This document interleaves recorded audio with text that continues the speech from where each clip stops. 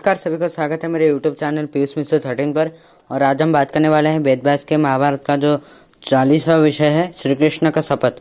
इसके बारे में आज हम बात करेंगे। तो प्लीज़ चैनल को सब्सक्राइब कीजिए और सब्सक्राइब बटन के बगल में जो बेल आइकन है उसको भी प्रेस कीजिए ताकि हमारे वीडियोस की नोटिफिकेशन आपको बिल्कुल टाइम पर मिल जाए।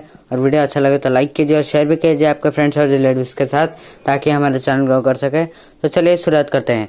विदुर का हस्तिना को लौटने का संवाद जब दुर्योधन, दुशासन, कर्ण और शकुनि को मिला तो वो सुखी नहीं थे। और दुर्योधन ने कहा कि जो विदुर लौट गए हैं और वो तो हमेशा पांडव के ही बंधु रहे हैं और उनका कार्य भी रहेगा कि कैसे भी धृतराष्ट्र का मन परिवर्तन करे और उन्हें कहें कि पांडवों को वापस लौटा लाए। और पांडव अगर चले आएंगे तो मैं प्रतिज्ञा करता हूँ कि कभी भी अन्न और जल स्पर्श नहीं करूँगा और मैं अग्नि में प्रवेश करके या अनाहार में रह के या यानी कुछ ना खा के या विष पान करके मैं प्राण त्याग करना मुझे उचित लगेगा। पर फिर से शत्रु का ऐश्वर्य में नहीं देख सकता। तो शकुन ने कहा व्यस्त ना हो क्योंकि पांडव कभी भी अपना 13 वर्ष पूर्ण ना करके नहीं लौटेंगे सत्यभंग करके। और अगर वो आते हैं तो तुम चिंता मत करो, मैं फिर से एक और कुछ सोचूंगा ताकि उन्हें फिर से वापस लौटा सकूं। और कर्ण ने कहा कि मैं भी सोच रहा हूँ कि विदुर के परामर्श से धृतराष्ट्र कभी भी उनको नहीं बुलाएंगे, पर फिर भी हमें अपने पद को साफ रखना होगा। और पांडव अभी बहुत शोकार्त रूप में है, मित्रहीन है और राज्य धन भी उनके पास नहीं है। और इसी अवस्था में अरण्य में अगर हम उन्हें मार दे तो बेहतर होगा। और यह प्रस्ताव सभी को अच्छा लगा। और इसी समय वेदव्यास आकर वहाँ पर उपस्थित हुए हस्तिनापुर के जो धृतराष्ट्र के पास। और वो कुरुवंश के रक्षा करता थे क्योंकि धृतराष्ट्र, पांडव और विदुर इन्हीं के ही पुत्र थे। और धृतराष्ट्र के पास पहुंचकर उन्होंने पांडवों के बारे में, जो वनवास के बारे में उन्हें समाचार मिला था, और उन्होंने धृतराष्ट्र को कहा कि उन्हें वापस लौटा लाए, उनका परामर्श दिया। और व्यास ने कहा कि ये जो आपने द्यूत क्रीड़ा खेली ये कभी खेलना अच्छा नहीं है, इसका जो परिणाम है वो ये बहुत ही भयंकर होगा। और 12 वर्ष वनवास और 1 वर्ष अज्ञातवास के बाद दुख को स्मरण करके पांडव कभी भी आपके पुत्रों को क्षमा नहीं करेंगे। और दुर्योधन, मुझे ये समझ में नहीं आ रहा कि दुर्योधन क्यों इतना पांडव के प्रति इतना ईर्ष्या रखते हैं। और मैं हस्तिनापुर का आकर सुन रहा हूँ कि कर्ण और शकुनि ये चाल चल रहे हैं कि पांडवों को अभी ही मार दे। और भीष्म, द्रोण और विदुर रहकर ऐसा घोर अनर्थ कैसे हो गया, ये वनवास का अनर्थ। और उन्होंने कहा कि हे राजा, पुत्र के प्रति हमेशा पिता का स्नेह होता है, ये मैं जानता हूँ। और तुम्हारे तो 100 पुत्र हैं पर पांडव के सिर्फ 5 पुत्र हैं और वो जन्म से ही दुखी हैं क्योंकि उनका पिता चले गए हैं। और वो कैसे सुखी रूप से जीवन पालन करेंगे, कैसे सुखी रूप से रहेंगे, वो दायित्व हमेशा तुम्हारा ही होना चाहिए। और धृतराष्ट्र को ये सब समझाया, पर धृतराष्ट्र ने सब समझकर भी ना समझने जैसा कहा कि आप ही जाकर स्वयं जाकर आप दुर्योधन को समझाइए। और व्यास ने कहा कि राजा, दुर्योधन के पास उपदेश देने वाले लोगों का अभाव नहीं है और वरना मैं जरूर दे देता। और अभी मैत्रेय मुनि हस्तिना आएंगे और वो जैसे कहेंगे तुम्हें वैसा कार्य करना है, क्योंकि अगर वो अपमानित हुए तो इसका परिणाम बहुत दुखमय होगा। और व्यास जाने के बाद मैत्रेय मुनि आए और वो काम्यक वन में उन्होंने पांडवों को देखा और यहाँ पर आकर पांडवों के बारे में धृतराष्ट्र को बोला कि ऐसा क्यों हुआ और कैसे हुआ। इन्होंने से बातचीत किया और उन्होंने कहा कि दुर्योधन को उन्होंने कहा कि तुम धृतराष्ट्र के ज्येष्ठ नंदन हो और कुरु साम्राज्य के अधिकारी भी हो और वीर योद्धा के रूप में तुम्हारा परिचय है। और तुम पांडवों के साथ ऐसे विवाद ना करके तुम उन्हें वापस ले आओ और उनके साथ बंधुता स्थापन करो। और धार्मिक पांडव भी सामान्य व्यक्ति नहीं है क्योंकि उनके पास वो बहुत शौर्य वीर्य के अधिकारी हैं और द्रुपद इनके बंधु और श्री कृष्ण इनके सहाय है। पर दुर्योधन ये परामर्श सुनकर भी अपने जांघ पे हाथ मारते हुए उनके पैर के नाखून से उन्होंने भूमि को चीरने लगे। और मैत्रेय के जैसे ऐसे सर्वपूज्य ऋषि के सामने ऐसा आचरण किसी ने भी आशा नहीं किया था। और गुस्से से उनका मुंह लाल हो गया मैत्रेय मुनि का। और उन्होंने बहुत ऊंचे स्वर से दुर्योधन को श्राप देते हुए कहा कि तुम जो गर्व दिखा रहे हो इसका फल तुम जरूर भोग करोगे।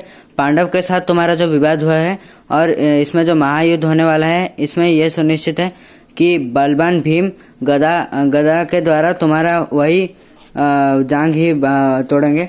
और धृतराष्ट्र ऋषि के पैर के नीचे पड़कर भी क्षमा मांगने पर भी उन्होंने नहीं, मैत्रेय मुनि ने कहा कि बिल्कुल मैं अपना श्राप नहीं लौटा सकता, पर उन्होंने एक शर्त किया कि अगर तुम्हारे पुत्र पांडवों के साथ जो बंधुता स्थापन करेंगे तो शांति में रहेंगे, नहीं तो मेरा श्राप जरूर सफल होगा। और महाभारत जीवन ही इसी प्रकार का है कि आप किसी भी कार्य करने के बाद आपके पास प्रायश्चित करने का बहुत समय आता है, उसके बारे में सोचने का बहुत समय आता है, पर और बहुत साधु संत और हिताकांक्षी का भी मत आपको मिलता है, पर अनेक समय में मंद चरित्र जो रहते हैं, जो खराब चरित्र रहते हैं, उनका परिवर्तन कभी नहीं होता। और पांडवों का ये सब होने के समय जो श्री कृष्ण है वो तभी द्वारका में नहीं थे, वो सालों के साथ युद्ध कर रहे थे और उन्होंने सालों को परास्त किया। और युद्ध के पश्चात जब उन्होंने इस समाचार के बारे में सुना तो वो पांडवों के पास चले गए, पर श्री कृष्ण अकेले नहीं गए, उनके साथ चेदिराज, धृष्टकेतु, वृष्णि और भोजवंश के वीरगण, कैकेयगण और द्रौपदी के पांच राजपुत्र धृष्टद्युम्न के साथ चलने लगे। और पांडवों का दुख देखकर उन्होंने सब प्रतिज्ञा किया कि धर्मात्मा युधिष्ठिर का साम्राज्य लौटाने के लिए वो अपने जीवन को भी त्याग करने के लिए प्रस्तुत है। और श्री कृष्ण ने कहा कि जरूर दुर्योधन और उनके जो बंधु है वो जरूर मृत्युलोक प्राप्त होंगे। और कृष्ण को देखकर द्रौपदी जो इतने कष्ट में थी, इतने दुख में थी, वो अपने आप को सहन नहीं कर पाई। उन्होंने कहा कि हे गोविंद, आप तो पांडव के बंधु है और आप भी मुझे सखा के रूप में ज्ञान करते हैं, और मेरा भी आपके प्रति बहुत स्नेह है, पर मेरा ये हृदय आज आपको मेरा दुख का निवेदन कर रहा है कि मेरे शरीर में एक ही वस्त्र होने समय कौरव ने मुझे इस प्रकार सभा को लेकर मुझे दासी दासी कहकर चिढ़ाया, और मेरे जो पति हैं वो सब जीवित है, मेरे पिता द्रुपद है जीवित है और भ्राता धृष्टद्युम्न भी जीवित है। हे माधव, मैं कैसे उनका दासी हो गई, और मैं किसकी पुत्री हूँ, किसकी बहू हूँ? ये क्या भीष्म और धृतराष्ट्र भी भूल गए? कहाँ गया भीम का वो बल और कहाँ गया अर्जुन का वो गांडीव धनु? अगर ये सब नाकाम होकर रहे तो वीर पत्नी होकर मुझे क्या फायदा मिलेगा? और अरे अगर इनका शौर्य और अगर ये सचमुच में वीर होते तो दुर्योधन अभी जीवित नहीं रहता। और यही कहकर द्रौपदी और भी रोने लगी। और उसके कुछ समय बाद फिर उन्होंने कहा कि मेरे कोई नहीं है, ना मेरे पति है, ना मेरे पुत्र हैं, और बंधु भी नहीं है, ना पिता है, ना भ्राता है। हे मधुसूदन, तुम भी नहीं हो मेरे पास, और आखिरकार तुमने ही मुझे त्याग कर दिया। तो पांडव के दुख के बारे में श्री कृष्ण सुनकर वो बहुत दुखी हुए, और उन्होंने वीर योद्धा के बारे में कहते हुए उन्होंने द्रौपदी को किया सांत्वना दिया कि हे पांचाली, तुम तेजस्विनी हो, और तुम्हें ये जो दुख और अपमान मिला है उसका प्रतिफल जो जरूर वो भोग करेंगे धृतराष्ट्र के पुत्र, और तुम जरूर उनका मृत्यु तुम जरूर देखोगे, और तो युधिष्ठिर सम्राट बनेंगे, और तुम महारानी जरूर बनोगे।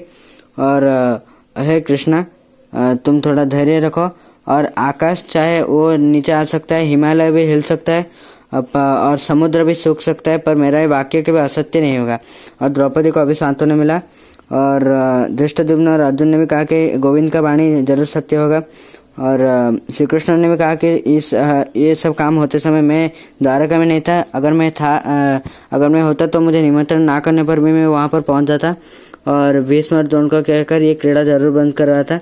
और धृतराष्ट्र को इसके परिणाम के बारे में समझाता, पर शकुनी के कपटपासा के समय मैं सालों के साथ युद्ध में था, और अब इसके बारे में ना सोचकर तुम आगे के बारे में सोचो। और वो चलने लगे, और धृष्टद्युम्न पंचपुत्रों के साथ पांचाल की ओर चलने लगे। तो यही था 40वां विषय, और आज के लिए बस इतना ही। मिलते हैं नेक्स्ट एपिसोड में। प्लीज़ चैनल को सब्सक्राइब कीजिए, वीडियो अच्छा लगे तो लाइक कीजिए और शेयर भी कीजिए आपके फ्रेंड्स और रिलेटिव्स के साथ, ताकि हमारे चैनल ग्रो कर सके। आज के लिए बस इतना ही। नमस्कार।